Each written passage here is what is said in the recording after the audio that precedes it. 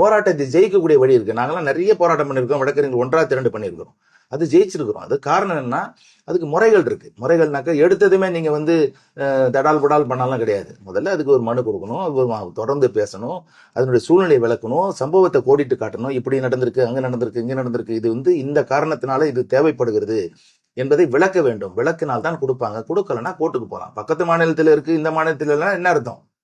அப்ப நீங்க சரியா ப்ராப்பரா ரெப்ரசென்ட் பண்ணலன்னு அர்த்தம். ரெப்ரசென்ட் பண்ணணும், புரிய வைக்கணும். புரியலன்னா புரியும்படியா நம்ம பேசணும். பேசணும்னா ஒரு போராட்டம்னாக்கா எந்த நிலையில இருந்து ஆரம்பிக்கணும்னு நாங்க நிறைய அனுபவத்தர்கள் வச்சிருக்கிறோம் ஹைகோர்ட்ல. அது கண்டிப்பா பண்ணி வாங்கலாம். வழக்கறிஞர் தொழில் பாதுகாப்பு தான் கேட்கிறோம். வழக்கறிஞர்களுக்கு வந்து டெய்லி வந்து 2 எஸ்கார்டை போட்டு காவல் கொடு, வழக்கறிஞர் பண்ற தொழிலுக்கு காவல் கொடுலாம் நான் கேட்கல. இந்த மாதிரி சூழ்நிலையை புரிஞ்சு கொண்டு, இப்ப நான் தான் சொன்னேன் இல்லைங்களா, ஒரு அரசு அலுவலகத்துக்கு போகும்போது ஒரு தவறான ஒரு புகார் கொடுப்பதற்கான வாய்ப்பு இருக்கு. வக்கீல் மேல வந்து ஒரு அரசு ஊழியரை பணி செய்ய விடாமல் தடுத்தான்னு சொல்லி கேஸை போட்டாக்க அந்த வக்கீல் என்ன பண்ணுவாரு, அந்த கேஸ் போய் கோர்ட்ல சொல்லுவாரு. கோர்ட்ல நீயே அங்க போனன்னு கேட்பாங்க, பெயில் கொடுப்பாங்க, கொடுக்க மாட்டாங்க. இந்த பொய்யான கேஸ்ல எப்படி மாறுது பாருங்க.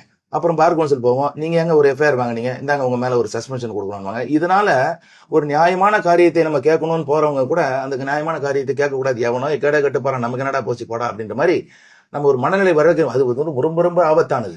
இந்திய அரசியல்ல அது வந்து பெரிய ஒரு தாக்கத்தை ஏற்படுத்தும். வழக்கறிஞர் வாயை மூடுனீங்கன்னா இந்த வந்து இந்தியாவுடைய வளர்ச்சியே அது கெட்டு போகும். என்னடா வந்து மெட்ராஸ்ல இருக்கிற வழக்கறிஞர் வாயை முன்னா இப்போ இந்தியாவோட வளர்ச்சி கெட்டு போகும்லாம் நீங்க யாரும் நினைக்க கூடாது. கண்டிப்பா வழக்கறிஞர் வந்து வாய் திறப்பதற்காகத்தான் வழக்கறிஞர்கள். யாரால வந்து இந்த இந்தியாவுக்கு சுதந்திரம் வாங்கி கொடுக்கப்பட்டது எல்லோருக்கும் தெரியும். அதாவது அந்த அந்த உரிமை வந்து சட்டத்துல வழக்கறிஞர்களுக்கு கொடுக்கப்பட்டிருக்கு. அந்த வழக்கறிஞருடைய வாயை மூட முடியாது, திசை திருப்ப முடியாது. அவர்கள் பணி பாதுகாக்கப்பட வேண்டும், ஒரு தொழில் பாதுகாப்பு இருக்க வேண்டும். அதற்காகத்தான் இந்த சட்டம் கேட்கிறோம். அதை நிச்சயமா பெற முடியும். அதுல வந்து மாற்று கருத்தே கிடையாது. யார் என்ன சொன்னாலும் அதை பெறுவோம், நிச்சயமா பெறுவோம். ரெண்டாவது, இந்த பார் கவுன்சில்ல சில கண்டிஷன்ஸ் இருக்கு. அதெல்லாம் வந்து கண்டிப்பா அது வந்து கேன்சல் பண்ணணும்.